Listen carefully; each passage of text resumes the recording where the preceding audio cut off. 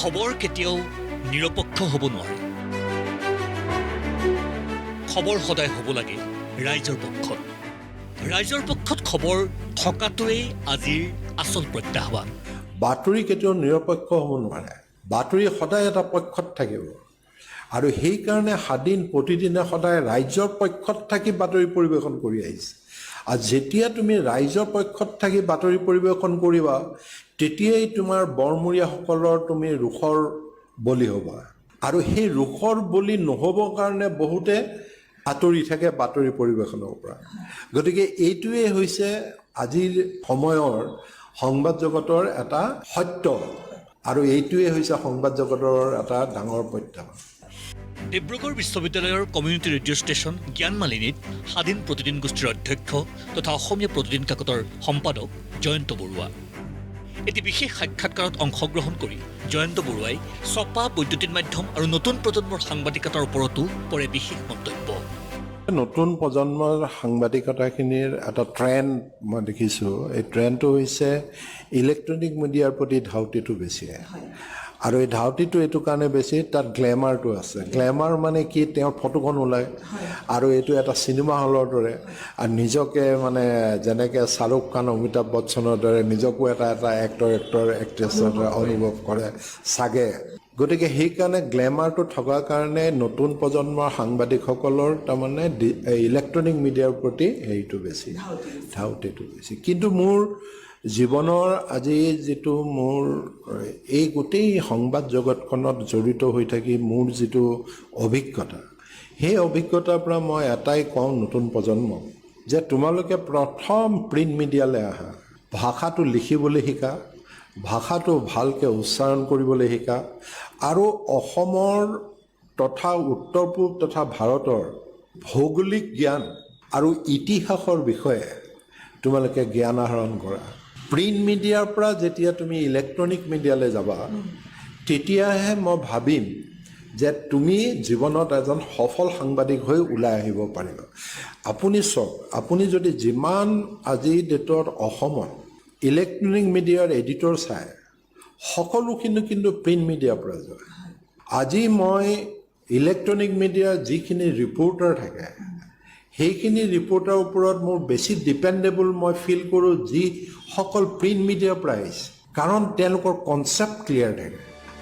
ইতিমধ্যে ৰাইজৰ মাজত উপলব্ধ হেমকোষৰ পঞ্চদশ সংস্কৰণ। বিশেষ সাক্ষাৎকাৰটোত হেমকোষৰ পঞ্চদশ সংস্কৰণৰ সবিশেষ আৰু শব্দ সংযোজনক লৈ বহুকেইটা গুৰুত্বপূৰ্ণ মন্তব্য কৰে জয়ন্ত বৰুৱাই। ডক্টৰ মালিনী গোস্বামী, ডক্টৰ বসন্ত গোস্বামী, ডক্টৰ উপেন ৰাভা হাকাচাম ডাঙৰীয়াক লগত লৈ আমি হেমকোষৰ পঞ্চদশ সংস্কৰণৰ কাম আৰম্ভ কৰোঁ আৰু ইতিমধ্যে প্ৰায় ৩,৬০০ নতুন শব্দৰ সংযোজনেৰে হেমকোষৰ এই পঞ্চদশ সংস্কৰণৰ কাম আমি সম্পূৰ্ণ কৰি ৰাইজৰ হাতত তুলি দিছোঁ। শব্দৰ যে সংযোজন কৰে, নতুন নতুন শব্দ ভাষাটোত সোমাই যায়, এই প্ৰক্ৰিয়াটো কিদৰে নিৰ্বাচন কৰে আৰু ইয়াৰ সম্পাদনাৰ কাম কিদৰে কৰে? আচলতে ভাষাটো এটা নিজৰাৰ জুৰিৰ দৰে, ই বৈ থাকে আৰু যি পাৰত খুন্দা মাৰে শব্দ হয়, তেনেকেই শব্দৰ সৃষ্টি হয়। আজি আমাৰ মানৱ সভ্যতাত আজি বহু ধৰক ফৰাচী ভাষাৰ পৰাই হওক, আৰবৰ পৰাই হওক, ক'ৰবাৰ পৰাই হওক বা আমাৰ নিজৰ অসমৰ বিভিন্ন জাতি জনগোষ্ঠীয় ভাষাৰ পৰাই হওক কিছুমান শব্দ ওলায়, যি শব্দবোৰ আমি সদায় ব্যৱহাৰ কৰি আহিছোঁ আৰু সেই শব্দবিলাকেই নতুন নতুন শব্দ হিচাপে অভিধানত সংযোজন হয়। এতিয়া ক'ভিড টাইপত আমি ক'ভিডটো নাজানিছিলোঁ, ক'ভিড এটা নতুন শব্দ। ঠিক তেনেকৈ ক'ভিডৰ টাইমত বহুতকেইটা নতুন শব্দৰ, যদিও গোটেই স্তব্ধ পৃথিৱী তাৰ মাজতো শব্দৰ সৃষ্টি হৈছে। এতিয়া এটা শব্দ মই ক'ব পাৰোঁ, চেলফিটো খুব পপুলাৰ শব্দ আজিৰ যুগত, কিন্তু চেলফিটো অসমীয়া শব্দ নহয়। কিন্তু অসমীয়াত চেলফিটো ক'বলৈ গ'লে মানুহে একো নুবুজিব। গতিকে সেই চেলফি শব্দটো আমি বেলেগ শব্দ হ'লেও, বেলেগ ভাষাৰ শব্দ হ'লেও যিহেতু আমি ব্যৱহাৰ কৰিছোঁ, আমি বুজোঁ সেইটো শব্দ চেলফি মানে কি। গতিকে সেই তেনেকুৱা শব্দবিলাক হেমকোষত এই নতুন সংস্কৰণটোত সংযোজন হৈছে। আন্তঃৰাষ্ট্ৰীয় পৰ্যায়ত অসমীয়া ভাষাক এক সুকীয়া আসন দি গ্ৰীনিছ বুক অফ ৱৰ্ল্ড ৰেকৰ্ডছত নাম অন্তৰ্ভুক্ত হোৱা হেমকোষৰ ব্ৰেইল সংস্কৰণক লৈও জয়ন্ত বৰুৱাৰ মন্তব্য। দৃষ্টি শক্তিহীনসকলৰ বাবে কোনো অভিধান নাছিল মানে অসমীয়া ভাষাত, আৰু তেওঁলোকৰ কোনো ব্যাকৰণ নাছিল। আৰু আজি এই যুগ যুগ ধৰি দৃষ্টি শক্তিহীনসকলে, শিক্ষাৰ্থীসকলে হওক বা শিক্ষাগুৰুসকলে হওক, তেখেতসকলে এখন অভিধানৰ অবিহনে, এখন ব্যাকৰণৰ অবিহনে এটা ভাষা তেওঁলোকে ছাত্ৰক শিকাই আছিলে আৰু ছাত্ৰইও সেই তেনেকৈ শিকি আছিল। ইয়াৰ অৰ্থ এটাই হ'ল, তাৰমানে অসমীয়া ভাষাটো তেখেতসকলে শুদ্ধকৈ আহৰণ কৰিব পৰা নাছিল। সেইটো যুক্তি আগত ৰাখিয়ে আমি হেমকোষৰ ব্ৰেইল সংস্কৰণৰ কাম হাতত ল'লোঁ। হেমকোষৰ অৰিজিনেল কপিটোৰ পৃষ্ঠা হৈছে 1400 পৃষ্ঠা, কিন্তু যেতিয়া আমি ব্ৰেইল লিপিলৈ গৈ ব্ৰেইল হেমকোষ কৰিছিলোঁ তেতিয়া ইয়াৰ পৃষ্ঠা হৈছিলগৈ 10,279 পৃষ্ঠা, আৰু এই 10,279 পৃষ্ঠা আমি 27টা ভলিউমত কৰিব লগা হৈছিল। তাৰমানে এখন হেমকোষৰ বিপৰীতে ব্ৰেইলত 27খন হেমকোষ মানে 27টা ভলিউম হৈছে। আৰু এই ব্ৰেইলখন সম্পূৰ্ণ কৰি আমি তেখেতসকলৰ যি স্কুলত দৃষ্টিহীনসকলে শিক্ষা গ্ৰহণ কৰি আছে, সেই স্কুলসমূহত বিনা পইচাকৈ, বিনামূলীয়াকৈ আমি ডিষ্ট্ৰিবিউট কৰিছোঁ, আৰু কলেজত দিছোঁ, ইউনিভাৰ্চিটি কেইখনত দিছোঁ। আৰু মই এইটো কৰি এটা তৃপ্তি অনুভৱ কৰিছোঁ, মনৰ শান্তি অনুভৱ কৰিছোঁ যে এতিয়াৰ পৰা অন্ততঃ তেখেতসকলে অসমীয়া ভাষাটো শুদ্ধকৈ আহৰণ কৰি তেখেতসকলে জীৱনৰ সফলতাৰ বাট দেখিব বুলি মই আশাবাদী। অসমীয়া জাতি আৰু ভাষাৰ হকে ছাত্ৰাৱস্থাৰ পৰাই সেৱা আগবঢ়াই আহিছে জয়ন্ত বৰুৱাই। বৰুৱাৰ জাত্যাভিমান পেছাগত পথাৰখনতো স্পষ্ট। তাৰ কাৰণ ব্যাখ্যা কৰি জয়ন্ত বৰুৱাই ক'লে, মই যেতিয়া কলেজত আছিলোঁ, কলেজত পঢ়িছিলোঁ, তেতিয়াৰ পৰাই মই অসম জাতীয়তাবাদী যুৱ ছাত্ৰ পৰিষদৰ সক্ৰিয় সদস্য আছিলোঁ। আৰু জাতীয়তাবাদী যুৱ ছাত্ৰ পৰিষদত তেতিয়া এনেকুৱা এটা সংগঠন, এতিয়াও আছে, এতিয়াও ভাল সংগঠন, যে জাতীয়তাবাদৰ বাহিৰে এই সংগঠনটোৱে বেলেগ বুজি নাপাইছিল।